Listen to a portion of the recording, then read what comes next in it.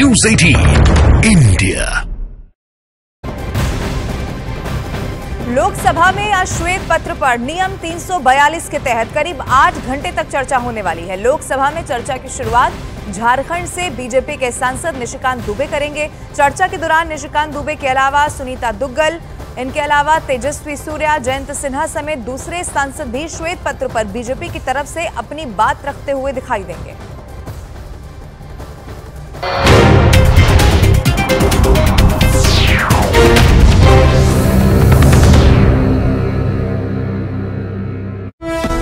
में कम फंड मिलता है और इससे उनका नुकसान हो रहा है। ये आरोप लगाने वाली केरल सरकार तो इस मामले में सुप्रीम कोर्ट तक जा चुकी है और कर्नाटक और केरल सरकार के प्रदर्शनों के बाद तो इस सियासी मुद्दे ने तूल पकड़ लिया।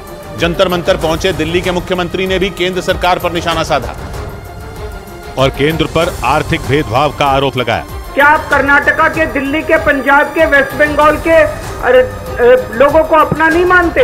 पहले सिद्धरमैया, इसके बाद पी विजयन और फिर केजरीवाल के इन आरोपों का एक दिन पहले ही प्रधानमंत्री ने संसद में आक्रामक अंदाज में जवाब दिया था।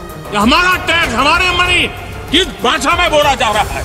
ये देश के भविष्य के लिए नया खतरा पैदा करने वाली है। प्रधानमंत्री का ये गुस्सा इसलिए फूटा था क्योंकि कई विपक्षी पार्टियों की राज्य सरकारों ने केंद्र पर उनसे भेदभाव का आरोप लगाया। उधर महाराष्ट्र में मराठा आरक्षण के मुद्दे पर नई बहस छिड़ गई।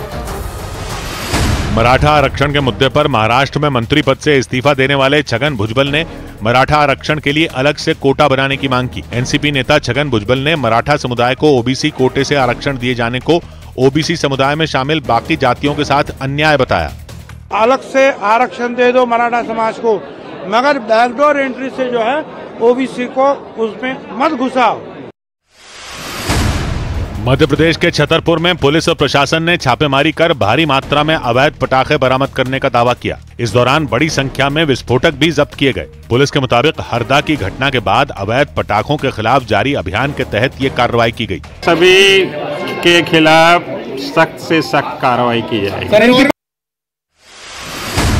पटना में विश्व हिंदू परिषद के राष्ट्रीय अध्यक्ष डॉक्टर RN सिंह से अवैध वसूली की मांग करने वाले आरोपी को पुलिस ने गिरफ्तार कर लिया। आरोप है कि अवैध वसूली के लिए उन्हें जान से मारने की धमकी भी दी गई थी। बड़ी खबर आई किसानों के प्रदर्शन से जुड़ी। दिल्ली नोएडा बॉर्डर पर धरना दे रहे किसानों का प्रदर्शन खत्म हो गया। बताया गया कि 6 घंटों की बातचीत के बाद पुलिस और प्रशासन के अधिकारियों की तरफ से भरोसा देने के बाद किसानों ने धरना खत्म करने का ऐलान कर दिया। सरकार से मुआवजा बढ़ाने समेत कई मांगों को लेकर किसान संसद भवन जाने के लिए दिल्ली कूच कर गए थे, लेकिन पुलिस ने उन्हें दिल्ली और नोएडा के बीच मौजूद चिल्ला बॉर्डर पहुंचने से पहले ही रोक लिया। लेकिन कई घंटों की बातचीत के बाद किसान धरना खत्म करने पर राजी हो गए, क्योंकि सुबह से ही उत्तर प्रदेश के नोएडा में दिल्ली की सीमाओं पर किसानों ने अपनी मांगों को लेकर डेरा डाल रखा था। नोएडा प्राधिकरण के खिलाफ धरने पर बैठे किसानों ने दिल्ली की तरफ कूच किया। उनकी तैयारी संसद का घेराव कर विरोध जताने की थी।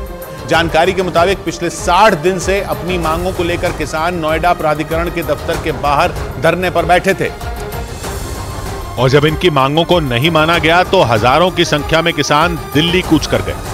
किसानों के दिल्ली मार्च करने की वजह से नोएडा को दिल्ली से जोड़ने वाली तमाम सड़कों पर भयंकर जाम लग गया। किसानों के दिल्ली कूच की जो तस्वीरें सामने आई, उनमें बड़ी संख्या में किसान पैदल और ट्रैक्टर ट्रॉली से दिल्ली की तरफ बढ़ते दिखाई दिए।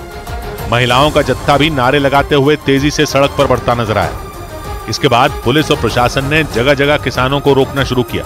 सबसे पहले किसानों को महामाया फ्लाईओवर के आगे दलित प्रेरणा स्थल के पास बैरिकेड लगाकर रोका गया। वहां से आई एक तस्वीर में सड़क पर किसानों का सैलाब दिखा। हाथों में तिरंगा लेकर किसानों की भीड़ सड़क पर धरना देती नजर आई। वहां से पुलिस के साथ किसानों की धक्का मुक्की की भी खबरें आई। बताया गया कि करीब 1 घंटे की बातचीत के बाद किसानों ने बैरिकेडिंग तोड़ दी और चिल्ला बॉर्डर की तरफ बढ़ने लगे। लेकिन चिल्ला बॉर्डर पहुंचने से पहले सेक्टर 18 के फ्लाईओवर के पीछे किसानों को दोबारा रोक लिया गया, जिसके बाद किसानों ने सड़क पर ही धरना शुरू कर दिया। लेकिन दिल्ली की सीमा पर हजारों की संख्या में डटे किसानों ने पुलिस और प्रशासन की मुसीबत बढ़ा दी, क्योंकि किसानों ने 2 टूक कह दिया था कि वो हर हाल में विरोध जताने के लिए संसद भवन तक मार्च करके ही रहेंगे। यानी किसान किसी भी सूरत में अपने कदम पीछे खींचने के लिए तैयार नहीं है। इसीलिए पुलिस और प्रशासन के अधिकारियों की परेशानियां बढ़ गईं। दिल्ली और नोएडा के बीच मौजूद चिल्ला बॉर्डर पर किसानों को रोकने के लिए तगड़े इंतजाम किए गए। ड्रोन से ली गई तस्वीरों में सड़क के किनारे बड़ी संख्या में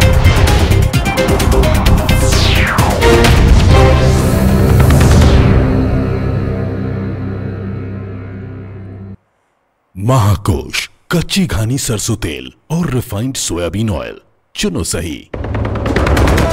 हल्द्वानी में अवैध मस्जिद और मदरसा तोड़ने पर हुआ बवाल। उपद्रवियों ने पुलिस की गाड़ियों में लगाई आग। दंगाइयों को देखते ही गोली मारने के आदेश। प्रशासन ने इलाके में लगाया कर्फ्यू। गोली लगने से एक की मौत।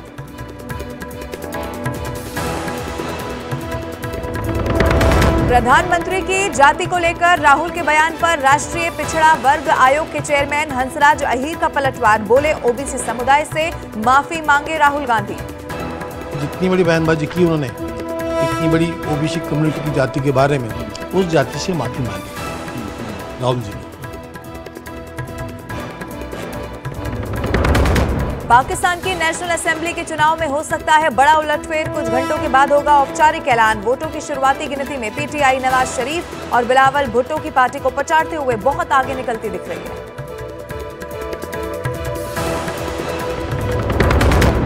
लैंड फॉर जॉब केस में राबड़ी देवी और मीसा भारती की होगी पेशी। सुबह 10 बजे दिल्ली की राउस रेवेन्यू कोर्ट में पेशी। हेमा यादव, विद्यानंद चौधरी और अमित कत्याल को भी होना है पेश। लोकसभा में श्वेत पत्र पर आज होगी चर्चा। 8 घंटे तक होगी ये चर्चा। बीजेपी सांसद निशिकांत दुबे करेंगे चर्चा की शुरुआत।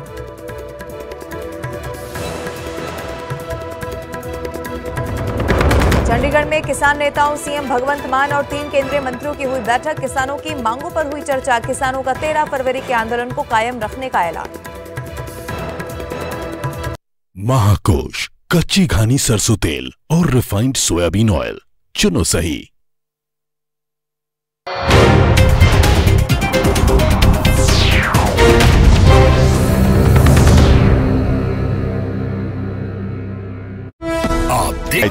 ताकि उनके जरिए किसानों को दिल्ली में दाखिल होने से रोका जा सके। इसके अलावा वहां बड़े अधिकारियों के साथ भारी संख्या में पुलिस के जवान तैनात नजर आए। कोशिश यही रहेगी कि किसी भी तरह की ट्रैक्टर ट्रॉली यहाँ पे बॉर्डर क्रॉस करके दिल्ली एंटर ना कर पाए। लेकिन पुलिस के सामने सबसे बड़ी चुनौती किसानों को प्रदर्शन खत्म करने के लिए मनाना है। लेकिन लाख कोशिश के बाद भी किसान संसद भवन का घेराव करने पर अड़े रहे। या तो आप हमें बैठने की जगह दे दो यहाँ, नहीं तो हम दिल्ली कूच करेंगे।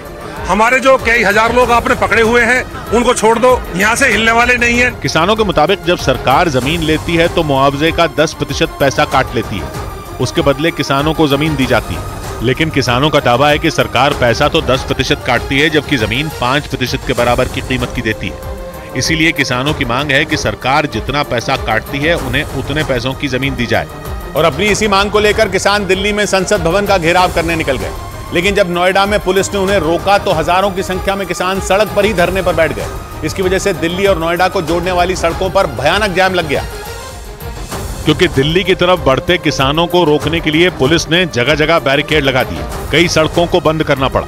लेकिन लोगों की परेशानी तब और बढ़ गई जब पुलिस ने नोएडा और ग्रेटर नोएडा को जोड़ने वाले एक्सप्रेसवे को बंद कर दिया। इसकी वजह से वहां कई किलोमीटर लंबा जाम लग गया।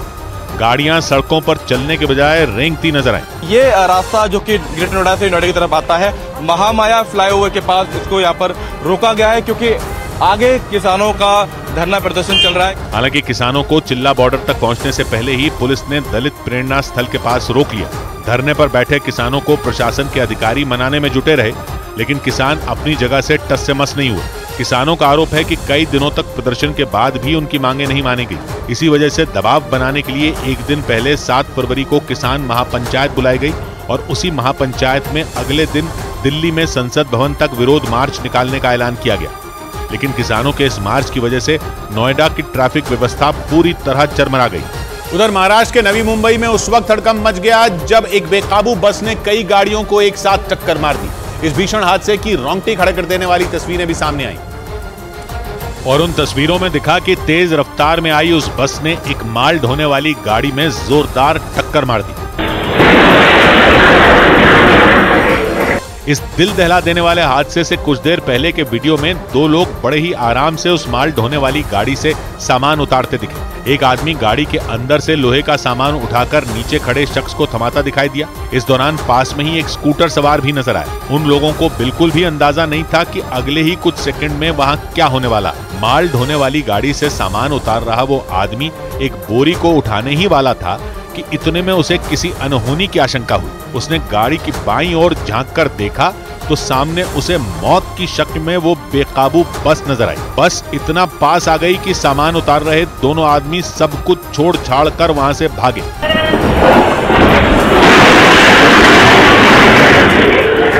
इस भीषण टक्कर में माल ढोने वाली वो गाड़ी किसी तिनके की तरह